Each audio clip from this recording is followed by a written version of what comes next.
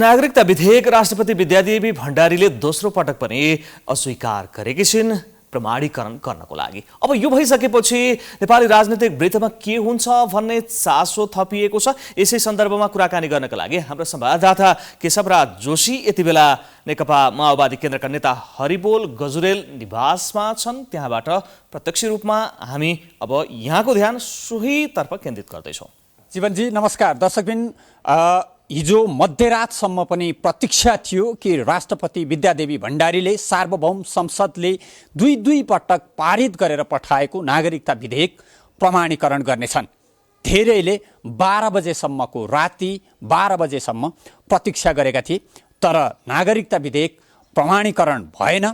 दुई पटक पहिलो पटक एकचोटि सन्देशसहित फिर्ता पठाउन पाउने संवैधानिक अधिकार संविधानले नै राष्ट्रपतिलाई दिएको छ, तर दोस्रो पटक पारित भएर गइसकेपछि प्रमाणीकरण गर्नुको विकल्प छैन भनिँदै थियो र संविधानमा प्रष्ट भनिएको छ धारा 113 मा कि राष्ट्रपतिले दोहोऱ्याएर गएको जुन विधेयकहरू हो त्यो प्रमाणीकरण गर्नुपर्छ। जस्ताको त्यस्तै गयो भने पनि र सुधारसहित गयो भने पनि त्यो प्रमाणीकरण गर्नुपर्छ भनिएको छ, तर राष्ट्रपतिले प्रमाणीकरण गरेकी छैनन्। यससँगै राजनैतिक वृत्तमा एक किसिमको द्वन्द्वको स्थिति सिर्जना हुने पनि सङ्केतहरू देखा परेका छन्।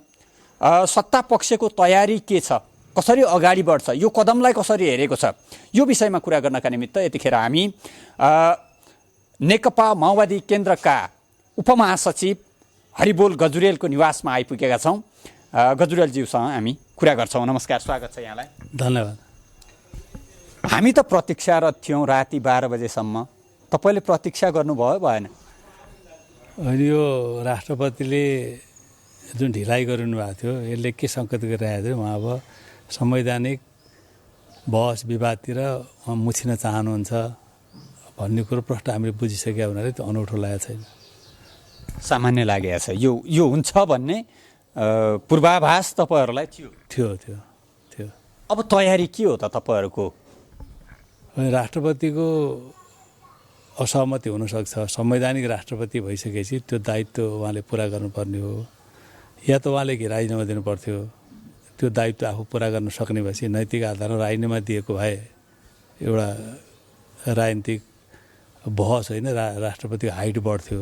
तर विधेयकलाई दोस्रोचोटि गइसकेपछि जुन अधिकार आफूलाई छैन, संविधानको रक्षा गर्ने, कानुनको रक्षा गर्ने भनेर राष्ट्रपतिलाई जो संवैधानिक व्यवस्था गरेको हो त्यसलाई नै आफैले उल्लङ्घन गर्ने त्यो हास्यास्पद कुरो हो।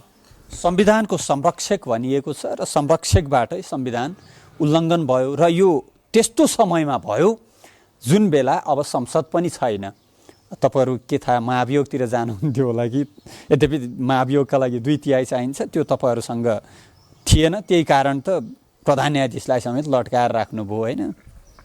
होइन, यो विषय अध्यादेशबाट केपी शर्मा ओलीको नेतृत्वमा सरकार हुँदा यस्तै प्रकृतिको यही खालको विधेयक उहाँले प्रमाणीकरण गर्नुभयो रातारात, तुरन्त अरू दलहरूसँग छलफल नगरिकन रातारात उहाँले चाहिँ गर्नुभयो होइन।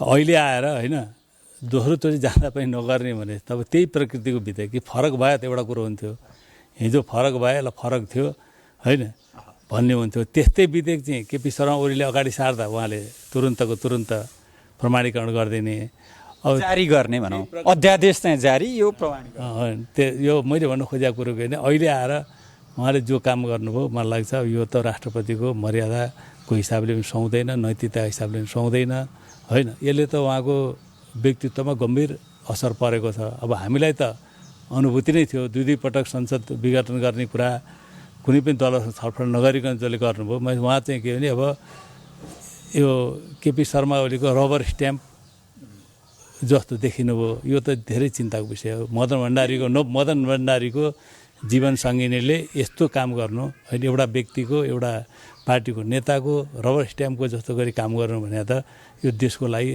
सुखद कुरा होइन।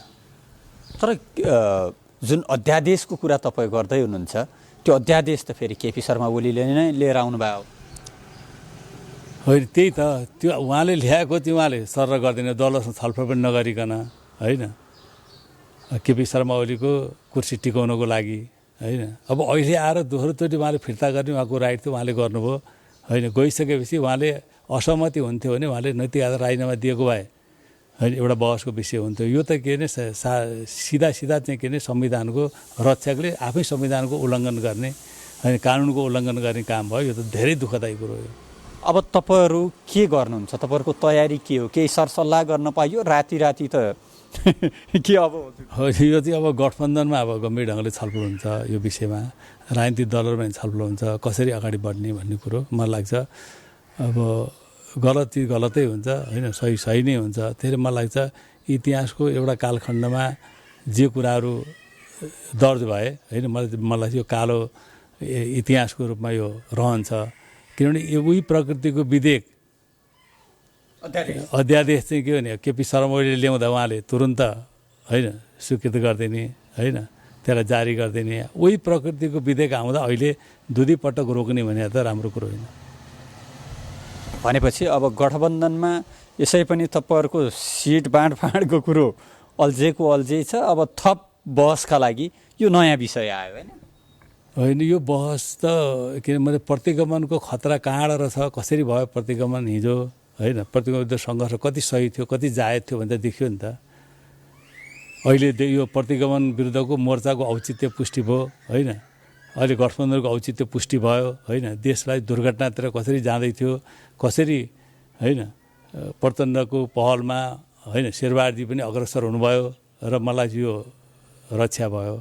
अब मलाई लाग्छ कि होइन आगामी दिनमा पनि होइन गठबन्धनलाई सुदृढ गर्ने र भावी दिनहरूमा आउने चुनौतीको सामना गर्नेतिर नै सोच्नुपर्छ।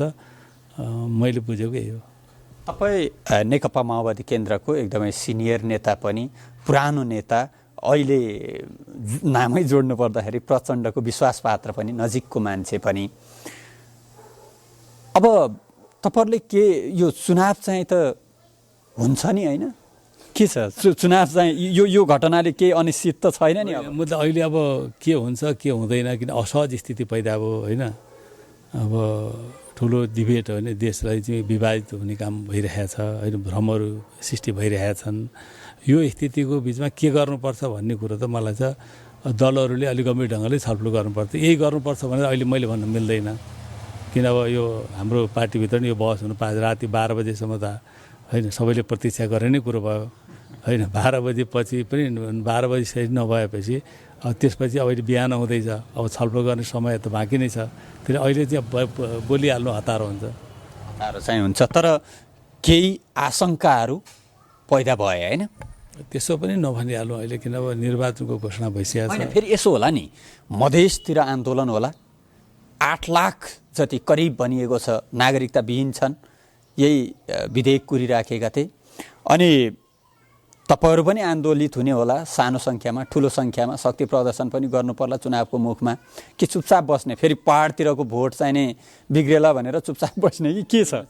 पहाडतिरको भोट बिग्रिने यहाँ त मधेसको र पहाडको सेन्टिमेन्टको कुरो न भयो। अब मूलभूत रूपमा आम समस्या हो यो राष्ट्रकै समस्या हो यो नागरिकको। सेन्टिमेन्ट त मधेस र पहाडको ठ्याक्कै छुट्टै। त्यसरी मधेस र पहाडलाई विभाजित गर्नु हुन त्यो राम्रो, त्यसले राम्रो जाँदैन होइन। मधेस र पहाडलाई एकताबद्ध गर्ने काम हाम्रो हो होइन, राष्ट्रिय एकता सुदृढ गर्ने कुरो। यो विषयले विभाजित गर्यो गरेन? विभाजित हुन दिनुहुन्न, हामीले दिनुहुन्न। किन मैले भने विभाजित, किनभने यो विधेयक त पहिले चाहिँ यो अध्यादेश मार्फत त उहाँले जारी गरिसकेको विधेयक हो नि त होइन। भनेपछि अहिले विवाद र बहस त कहाँ छ त? सारमा त कहीँ पनि छैन। खालि सत्ताबाट चाहिँ बाहिर रहनु परेको पीडा होइन को मात्रै यो सबै गतिविधि हो यो होइन। होइन भने त त्यो त जनताले बुझाएको छ नि त। हिजो कुन परिवेशमा त्यो पेस भयो, कसै राष्ट्रपति प्रमाणीकरण भयो त होइन, जारी भयो भन्ने कुरो, र अहिले कुन परिवेशमा भयो भन्ने कुरो त थाहा स्पष्टै छ नि। जस तपाईँहरूको गठबन्धन राम्रैसँग भयो भने 2 तिहाई त ल्याउँला भन्ने होला, 2 तिहाई ल्याइसकेपछि त्यसपछि ठिक छ नि त, देखा जाएगा भन्ने होला। एउटा कुरा त्यो भयो।